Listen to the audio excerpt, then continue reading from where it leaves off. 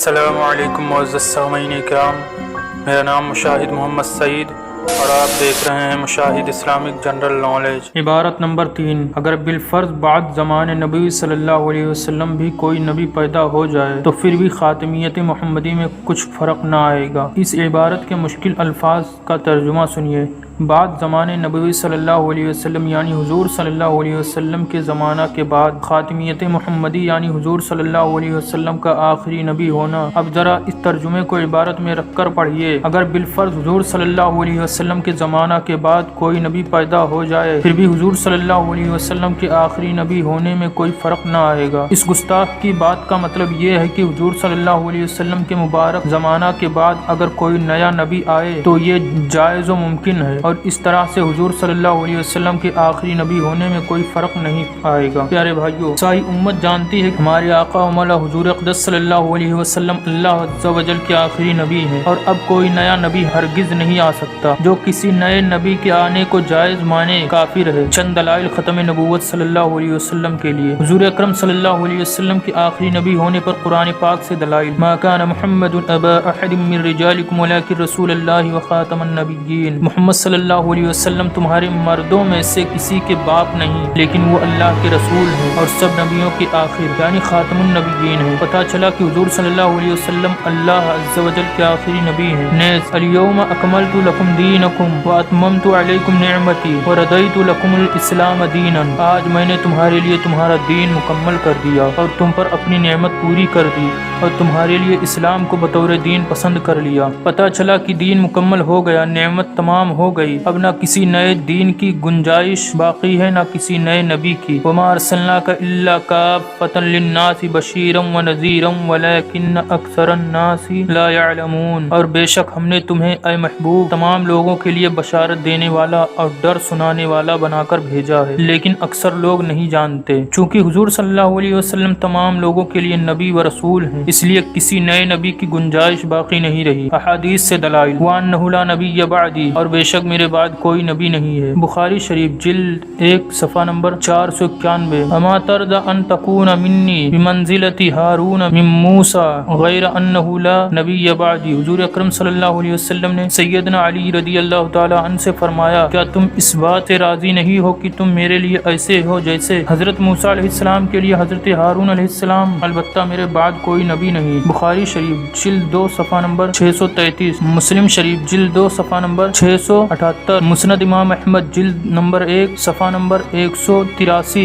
182، 177، ترمذی شریف صفحہ نمبر 535، 534، ابن ماجہ صفحہ نمبر 12، الاحسان بترتیب ابن حبان جلد نمبر 1 صفحہ نمبر 41۔ ان الرسالۃ والنبوۃ قد انقطعت فلا رسول بعدی ولا نبی۔ بے شک نبوت اور رسالت منقطع ہو گئی ہے، پس میرے بعد نہ کوئی رسول ہے نہ نبی۔ جامع ترمذی صفحہ نمبر 331، مسند احمد جلد نمبر 3 صفحہ نمبر 1267، المستدرک جلد نمبر 4 صفحہ نمبر 391، المصنف لابن ابی شیبہ جلد نمبر 11 صفحہ نمبر 53۔ بہرحال میرے مسلمان بھائیوں، ختم نبوت کے منکروں نے جو کچھ کیا وہ ہمارے لیے کوئی انوکھی بات نہیں، کیونکہ ہمیں 1400 سال پہلے ہی ہمارے آقا نامدار صلی اللہ علیہ وسلم نے اس بات کی خبر دے دی تھی کہ میرے بعد کچھ لوگ نبوت کا جھوٹا دعویٰ کریں گے۔ احادیث ملاحظہ فرمائیے۔ وَإِنَّهُ سَيَكُونُ فِي أُمَّتِي ثَلَاثُونَ كَذَّابًا كُلُّهُمْ يَزْعُمُ أَنَّهُ نَبِيٌّ وَأَنَا خَاتِمُ النَّبِيِّينَ لَا نَبِيَّ بَعْدِي۔ جامع ترمذی صفحہ نمبر 323۔ اور عنقریب میرے امت میں 30 ایسے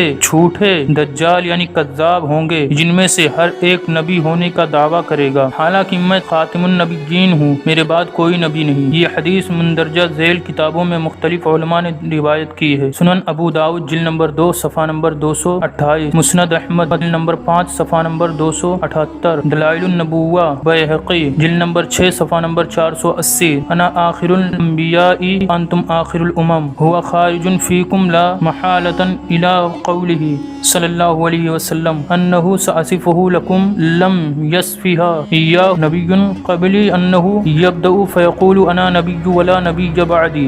سنن ابن ماجہ صفحہ نمبر 297، فرمایا میں آخری نبی اور تم آخری امت ہو، یقیناً دجال تم تمہیں ظاہر ہوگا۔ میں عنقریب اس کی ایک علامت تمہیں بتاؤں گا کہ وہ علامت کسی نبی نے مجھ سے پہلے بیان نہیں کی، وہ یہ کہ ابتداءً وہ کہے گا میں نبی ہوں حالانکہ میرے بعد کوئی نبی نہیں، انا محمد نبی امتی قالہ ثلاث مرات ولا نبی بعدی، مسند احمد جلد نمبر 2 صفحہ نمبر 212 172۔ میں محمد نبی امی ہوں، اسے 3 بار ارشاد فرمایا میرے بعد کوئی نبی نہیں۔ پیارے بھائیو، دیکھا آپ نے حضور صلی اللہ علیہ وسلم کا آخری نبی ہونا بالکل یقینی اور قطعی ہے، لیکن نانوتوی نے اپنی ملعون عبارت سے اس عقیدے میں رخنا ڈالنے کی کوشش کی۔ چنانچہ اس عبارت سے فائدہ اٹھاتے ہوئے دجال لعین مرزا غلام احمد قادیانی نے اپنی نبوت کا اعلان کر دیا اور دلیل کے طور پر قاسم نانوتوی کی مذکورہ بالا عبارت پیش کر دی کہ جناب میں نبی ہوں اور میرے نبی ہونے سے حضور صلی اللہ علیہ وسلم کے آخری نبی ہونے میں کوئی فرق نہیں پڑے گا۔ پیارے بھائیو، یہ تھے وہ حالات جو اعلیٰ حضرت رضی اللہ تعالیٰ عنہ کے دور میں پیدا ہو چکے تھے۔ کوئی اللہ عز و جل کو جھوٹا کہہ رہا تھا، کوئی حضور صلی اللہ علیہ وسلم کے آخری نبی ہونے کا انکار کر رہا تھا، کوئی بذات خود نبی ہونے کا دعوے دار تھا، تو کوئی حضور صلی اللہ علیہ وسلم کو پاگلوں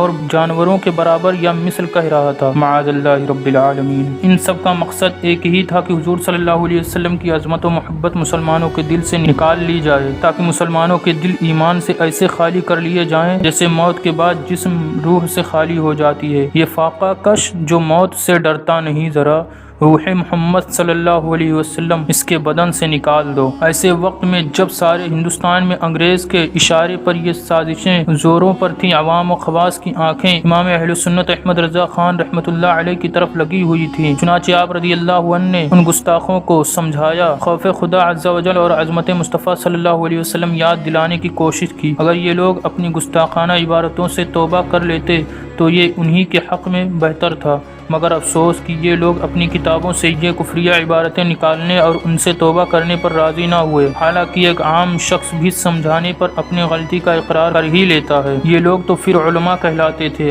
اگر یہ اپنی غلطی کا اقرار کر کے توبہ کر لیتے تو امت مسلمہ ایک نئے فتنے سے بچ جاتی، لیکن افسوس ایسا نہ ہو سکا۔ چنانچہ اب امام اہل سنت امام احمد رضا علیہ الرحمہ ان گستاخوں کے بارے میں شرعی حکم بیان کرنے پر مجبور ہو گئے۔ ہمارے ناظرین نے دیکھا ہے کہ خدا و رسول صلی اللہ علیہ وسلم کے گستاخ کا شرعی حکم کیا ہے۔ جی ہاں، وہ کافر ہے، اور ایسا کافر کہ جو اسے کافر نہ مانے وہ بھی کافر ہے۔ چنانچہ آپ رحمۃ اللہ علیہ نے کتاب المعتقد المنتقد کے حاشیے میں، جس کا نام المعتمد المستند ہے، مندرجہ ذیل 5 گستاخوں کے بارے میں کفر کا فتویٰ صادر فرمایا۔ قاسم نانوتوی دیوبندی کو ختم نبوت کے انکار کے سبب، رشید احمد گنگوہی دیوبندی کو اور خلیل احمد امبریٹھوی دیوبندی کو حضور صلی اللہ علیہ وسلم کو علم میں شیطان سے کم ماننے کے سبب، اشرف علی تھانوی دیوبندی کو حضور صلی اللہ علیہ وسلم کو علم میں جانوروں اور پاگلوں کے برابر ماننے کے سبب، مندرجہ بالا 4 افراد تبلیغی جماعت کے معتمد اور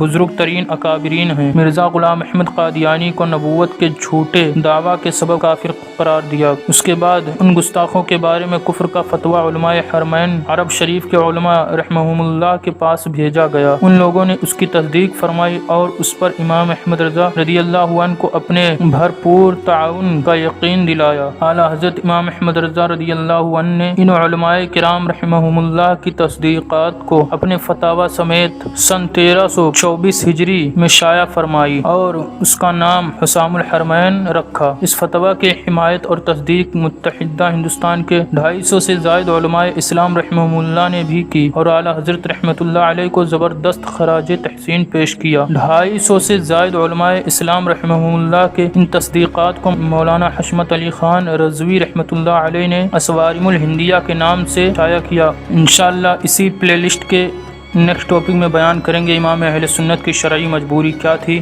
جس کی وجہ سے انہیں کافر قرار دیا آپ رحمۃ اللہ علیہ نے۔ تب تک کے لیے thanks for watching and almost you watch my all videos. جزاک اللہ خیر۔ اللہ حافظ، خدا حافظ۔ ملتے ہیں پھر نیکسٹ ویڈیو میں۔